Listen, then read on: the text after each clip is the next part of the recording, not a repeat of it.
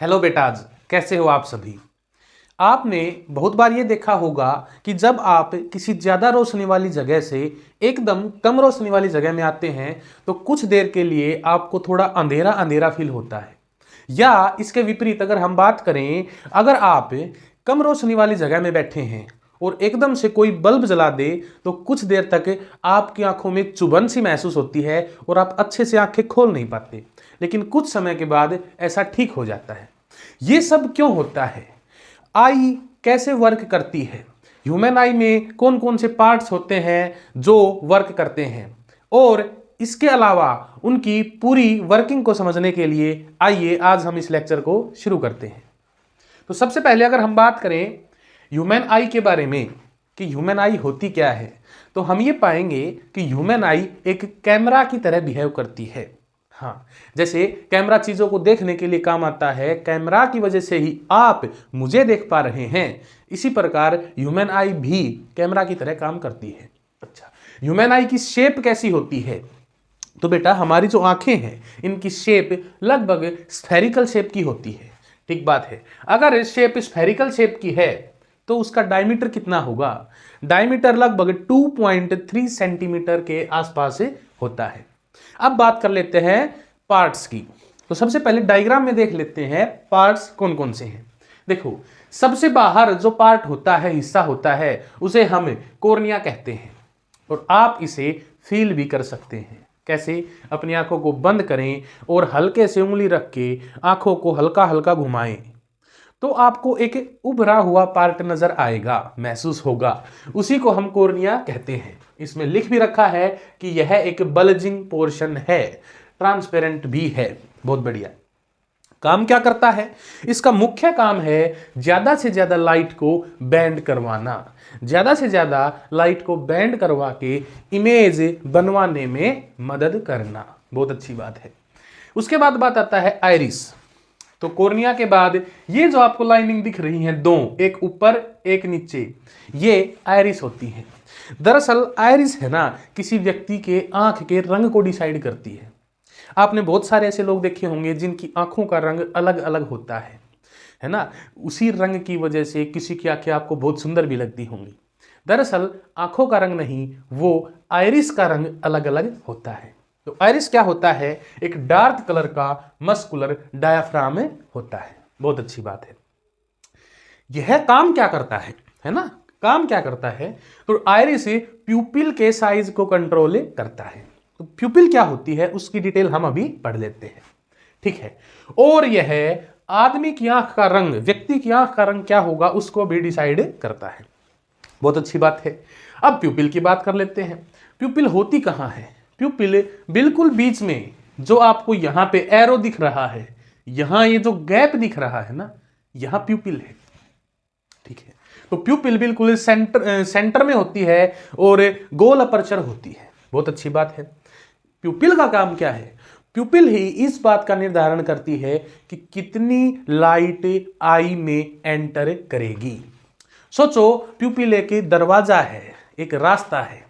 अगर मान लो मैं इस गैप को, दोनों हाथों के बीच के गैप को प्यूपिल मानूं, तो अगर गैप कम हो गया तो कम लाइट मेरे तक पहुंच पाएगी, और गैप ज्यादा हो गया तो ज्यादा लाइट मेरे तक पहुंच पाएगी। बहुत अच्छी बात है। तो इस गैप को ही आप फील करो, ये प्यूपिल है, और इस गैप को कम ज्यादा करने वाले मेरे हाथ आइरिस की भूमिका निभा रहे हैं। बहुत अच्छी बात है। ठीक है। अब सोचो डिम लाइट में क्या होगा। दरअसल हमारी आंखों की भी लिमिट होती है कि वो कितनी लाइट सहन कर सकती हैं। तो सोचो, जब रूम की लाइट डिम होगी तो मेरी आंखों को ज्यादा से ज्यादा अमाउंट में लाइट चाहिएगी। तो ज्यादा से ज्यादा अमाउंट में लाइट चाहने के लिए आइरिस सिकुड़ जाएगा और प्यूपिल का साइज बड़ा हो जाएगा। और अगर मेरी आंखों को कम लाइट चाहिए, जो कि कब होगा?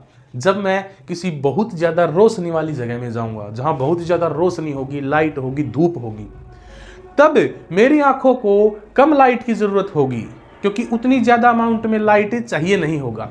तो सोचो, ये आइरिस फैल जाएगा और बीच में जो जगह थी जिसको हमने प्यूपिल कहा था वो छोटी हो जाएगी। ये बात क्लियर हो गई? बहुत अच्छी बात है। तो हमने एक आइरिस और प्यूपिल का एक डायग्राम भी आपके लिए बनाया है।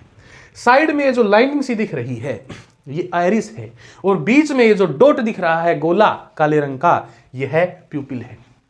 बेटा प्यूपिल हमेशा ही काला होता है, सभी का काला होता है प्यूपिल। क्यों?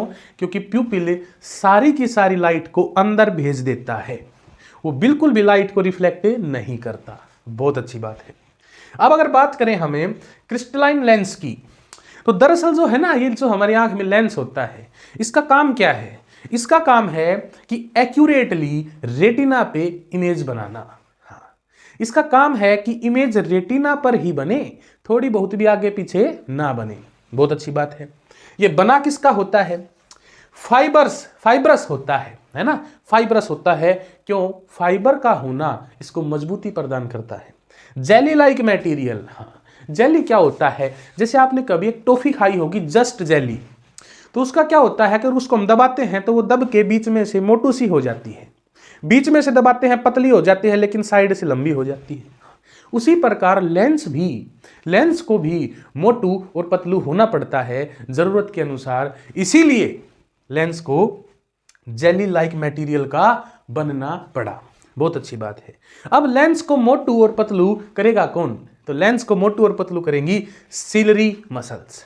बहुत अच्छी बात है। अब सिलरी मसल्स को आप इस प्रकार समझो कि जैसे मान लो आपके पास एक टॉफी है, जस्ट जेली, आपने उसको साइड से पकड़ लिया। आप उसको साइड से पकड़ के ऐसे खींचोगे तो टॉफी पतली हो जाएगी, और साइड से ऐसे दबाओगे तो टॉफी मोटी हो जाएगी। अब ये मेरी उंगलियां जो खींच रही थी और दबा रही थी, इन्हीं को फील करो, ये सिलरी मसल्स हैं, और बीच में जो रखा था टॉफी वही लेंस है। तो आपको फील आ ही गई होगी बहुत अच्छे से। ठीक है, तो ये रहा क्रिस्टलाइन लेंस, और ये साइड्स में दोनों तरफ जो आपको डार्क लाइनिंग दिख रही है, ये वाली, ये सिलरी मसल्स है। अब सिलरी मसल्स काम कैसे करती हैं उनको देख लेते हैं। सिलरी मसल्स जरूरत पड़ने पर रिलैक्स हो जाती हैं। रिलैक्स होना मतलब है सिकुड़ना है ना, और कॉन्ट्रैक्ट होना मतलब है लंबा होना और बीच में रखी हुई चीज को दबाना। इस बात में आप कभी कंफ्यूज मत होना, बहुत अच्छी बात है। रिलैक्स हो जाती हैं और कभी कभी कॉन्ट्रैक्ट हो जाती हैं। तो फील करो, जब आप दूर की चीज देखना चाहेंगे तो आपको दूर फोकस करना पड़ेगा। बहुत बढ़िया बात है, कॉन्सेप्ट समझना। जब दूर की चीज देखना चाहेंगे तो दूर फोकस करना पड़ेगा, तो फोकल लेंथ ज्यादा हो जाएगी, और फोकल लेंथ ज्यादा हो जाएगी तो पावर कम हो जाएगी। और किसी भी लेंस की पावर कम जब होती है जब वो पतलू सा हो जाए, थिन हो जाए। बहुत अच्छी बात है। और थिन करने के लिए बेटा लेंस को खींचना पड़ता है। बहुत बढ़िया, खींचना पड़ता है। और लेंस जब खींचेगा जब सिलरी मसल से सिकुड़ेंगी, और सिकुड़ना मतलब है रिलैक्स होना। तो कॉन्सेप्ट क्लियर हो गया? बहुत अच्छी बात है। दूर की चीज देखेंगे, फोकल लेंथ इंक्रीज होगी, सिलरी मसल्स सिकुड़ेंगी, रिलैक्स होंगी, और लेंस से पतला हो जाएगा, और कर्वेचर कम हो जाएगी। कर्वेचर क्या होती है? एक ही सेकंड में आपको फील दिला देते हैं। कर्वेचर मतलब है टेढ़ापन। मेरे दोनों हाथों को आप लेंस मानिए। अब सोचो, अब ज्यादा टेढ़ापन है या अब ज्यादा टेढ़ापन है? तो आप कहेंगे पहले टेढ़ापन ज्यादा था, पहले कर्व ज्यादा अच्छा बन रहा था, मतलब पहले कर्वेचर ज्यादा थी, अब कर्वेचर कम है। तो जब लेंस पतला होगा तो कर्वेचर कम होगी ना रे बेटा। हाँ, बहुत अच्छी बात है। अगर हम पास की चीज देखना चाहते हैं, इन 2 पॉइंट से एग्जाम में क्वेश्चन जरूर आते हैं।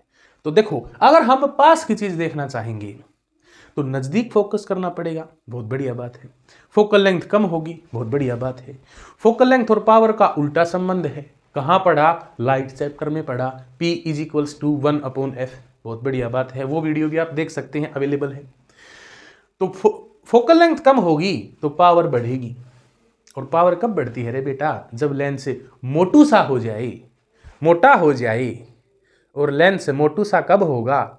जब साइड में बैठी सिलरी मसल्स खुद बड़ी होके खुद कॉन्ट्रैक्ट होके लेंस को दबाएंगी। तो बहुत अच्छी बात है। जब हम नजदीक की चीज देखना चाहेंगे तो पावर ज्यादा होगी, मतलब फोकल लेंथ डिक्रीज होगी। बहुत अच्छी बात है। नजदीक की चीज हम देख पाएंगे, लेंस मोटा हो जाएगा, कर्वेचर बढ़ जाएगी।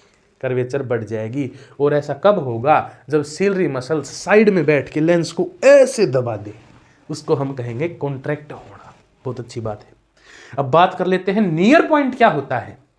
तो नियर पॉइंट को फील करो, नजदीक से नजदीक का वह पॉइंट जिस तक एक आम आदमी साफ साफ देख सके। तो वो नजदीक से नजदीक का वह पॉइंट हमारी आंखों से 25 सेंटीमीटर दूर होता है। बहुत अच्छी बात है। ये मैं नॉर्मल आई की बात कर रहा हूं, अगर कोई डिफेक्ट हो जाता है तो फिर चेंज हो जाता है। अच्छा, लीस्ट डिस्टेंस, कम से कम दूरी ऑफ डिस्टिंक्ट मतलब स्पष्ट, बिल्कुल साफ साफ देखने की कम से कम दूरी। तो फील करो, कम से कम दूरी 25 सेंटीमीटर ही तो होगी जहां तक हम साफ साफ देख सकते हैं। इससे नजदीक की अगर तुम कोई चीज देखना चाहोगे तो या तो वो तुम्हें धुंधली दिखेगी या तुम्हारी आंखों पे बहुत ज्यादा जोर पड़ेगा। नेक्स्ट स्लाइड में इसके बचे हुए पार्ट्स को कवर कर लेते हैं। इस स्लाइड में हम बात कर लेते हैं optic nerve, retina, blind spot, far point और पावर ऑफ अकोमोडेशन की। तो अगर हम बात करें ऑप्टिक नर्व की, तो ये नर्व्स है ना। और ऑप्टिक नर्व का मतलब ये है कि ये सिग्नल भेजने में मदद करती हैं और उन सिग्नल्स की वजह से हम देख पाते हैं। अब बात यह है कि कौन से सिग्नल। देखो, जब बाहर से लाइट किरणें आती हैं और रेटिना पर मिलने के बाद वो इमेज बनाती हैं, तो रेटिना पे कुछ लाइट सेंसिटिव सेल्स होती हैं जो लाइट की पहचान करती हैं, और उन सेल्स के माध्यम से ऑप्टिक नर्व से होते हुए सिग्नल ब्रेन में जाते हैं। और तभी हमारा ब्रेन हमें बताता है कि ये चीज तो अच्छी है, ये बुरी है, इसका रंग ऐसा है, इसका रंग वैसा है। ठीक है, बहुत अच्छी बात है। रेटिना कहाँ होता है? रेटिना ये पीछे वाले हिस्से में होता है ना। हाँ, यहां पे इमेज बनती है। बहुत अच्छी बात है। रेटिना में ऐसा क्या होता है जो देखने में मदद करता है? तो बेटा, रेटिना में सेल्स होती हैं जो लाइट की पहचान करती हैं। मुख्य रूप से 2 प्रकार की सेल होती हैं, रोड सेल्स और कोन सेल्स। तो रोड सेल्स का काम तो क्या है? इंटेंसिटी को पहचानना, मतलब ये पहचानना कि चमक कितनी ज्यादा है। एक रूम में अंधेरा है, एक रूम में बहुत ज्यादा उजाला है, कौन पहचान करेगा इसकी? ये रोड सेल्स पहचान करेंगे कि यहां अंधेरा है, यहां उजाला है। चमक को, इंटेंसिटी को पहचान करती है। कौन सेल्स हमें ये बताती हैं कि ये चीज इस रंग की है, ये चीज इस रंग की है। मतलब कौन सेल्स क्या करती हैं? कलर्स को पहचानने में मदद करती हैं। बहुत बढ़िया बात है। अरे ब्लाइंड स्पॉट, ब्लाइंड मतलब अंधा, स्पॉट मतलब बिंदु। ब्लाइंड स्पॉट क्या होता है? कोई अंधा बिंदु है क्या? नहीं नहीं नहीं। देखो, ब्लाइंड स्पॉट एक ऐसी जगह है जहां इमेज बनती है वो हमें दिखती नहीं, मतलब उस जगह पे बनी हुई इमेज हमें दिखेगी नहीं। बहुत बढ़िया बात है। कहां होता है वो पॉइंट? वो पॉइंट यहां होता है, इस जगह में होता है जहां से ऑप्टिक नर्व एंटर करती है आंख में। इस जगह पे ब्लाइंड स्पॉट होता है, क्योंकि यहां बनी हुई इमेज को पहचानने के लिए रोड सेल्स और कोन सेल्स मौजूद नहीं है। बहुत अच्छी बात है। तो ब्लाइंड स्पॉट क्या होता है? एक जगह होती है जहां लाइट सेंसिटिव सेल्स होती नहीं है और वहां बनी हुई इमेज को हम देख नहीं सकते। इमेज तो बनती है पर देख नहीं सकते। फिर बात कर लेते हैं फार पॉइंट की। तो फार मतलब दूर का, पॉइंट मतलब जगह, दूर से दूर की वो जगह जहां तक कोई आम आदमी, नॉर्मल आई साफ साफ देख सके, उसे फार पॉइंट कहेंगे। बहुत अच्छी बात है। नॉर्मल आई के लिए यह फार पॉइंट इन्फिनिटी पे होता है। मतलब आप तो भाई बहुत दूर की चीज भी देख सकते हो, है ना, चांद भी देख सकते हो, तारे भी देख सकते हो, मतलब कोई अंत ही नहीं है कि हम कहां तक देख सकते हैं। इसीलिए फार पॉइंट हो गया इन्फिनिटी पे। बहुत बढ़िया बात है। फिर बात करें पावर ऑफ अकोमोडेशन। बेटा, पावर मतलब शक्ति, अकोमोडेशन मतलब आप ये फील करो, accommodation is relates with adjustment. तो ये पावर ऑफ अकोमोडेशन मतलब पावर ऑफ एडजस्टमेंट है क्या? देखो, लेंस अपनी जगह नहीं बदलता, हाँ लेंस तो यही रहेगा। रेटिना अपनी जगह नहीं बदलता, हाँ रेटिना यहीं रहेगा। इमेज सारी रेटिना पे बनेगी, हाँ। मतलब लेंस और रेटिना के बीच की दूरी कांस्टेंट रहेगी, हाँ। मतलब इमेज डिस्टेंस चेंज नहीं होगी, हाँ बिल्कुल चेंज नहीं होगी। तो लिख भी रखा है इमेज डिस्टेंस चेंज नहीं होती। बहुत बढ़िया बात है। लेकिन ऑब्जेक्ट डिस्टेंस तो चेंज होती है ना रे बेटा। हाँ, कैसे होती है? देखो, एक तो तुम्हें इतनी पास से कोई चीज देखो तो ऑब्जेक्ट डिस्टेंस ये हो गई, एक तुम इतनी दूर से देखो तो ऑब्जेक्ट डिस्टेंस ये हो गई, एक तुम चांद को देखो तो ऑब्जेक्ट डिस्टेंस इन्फिनिटी हो गई। हाँ। v नहीं बदलेगा, इमेज डिस्टेंस नहीं बदलेगा, लेकिन u बदलेगा। तो फील करो, जब v ना बदले और u बदले तो f की वैल्यू को भी बदलना पड़ेगा ना, f की वैल्यू को भी बदलना पड़ेगा ना। हाँ। मतलब लेंस की फोकल लेंथ को बदलना पड़ेगा। तो लेंस के पास ऐसी एबिलिटी होनी चाहिए कि वो फोकल लेंथ को बदल सके। बहुत बढ़िया बात है। तो पावर ऑफ अकोमोडेशन एबिलिटी है किसकी? लेंस की, जिससे कि वो क्या कर सकता है, खुद की ही फोकल लेंथ बदल सकता है। क्यों? क्योंकि वो जेली लाइक मटेरियल का बना होता है, बदल सकता है। कभी मोटू हो सकता है, कभी पतलू हो सकता है। पावर बढ़ानी होगी तो मोटू हो जाएगा, पावर कम करनी होगी तो पतलू हो जाएगा। नजदीक की चीज देखनी होगी तो मोटू हो जाएगा, दूर की चीज देखनी होगी तो पतलू हो जाएगा और फोकल लेंथ बदल लेगा। इसी को पावर ऑफ अकोमोडेशन कहते हैं। तो इसी के साथ हमारे आई के पार्ट्स और आई के पार्ट्स की वर्किंग को हमने एक्सप्लेन कर दिया है। यह लेक्चर यहां समाप्त होता है। इसी प्रकार पढ़ते रहें, जीवन में आगे बढ़ते रहें। धन्यवाद।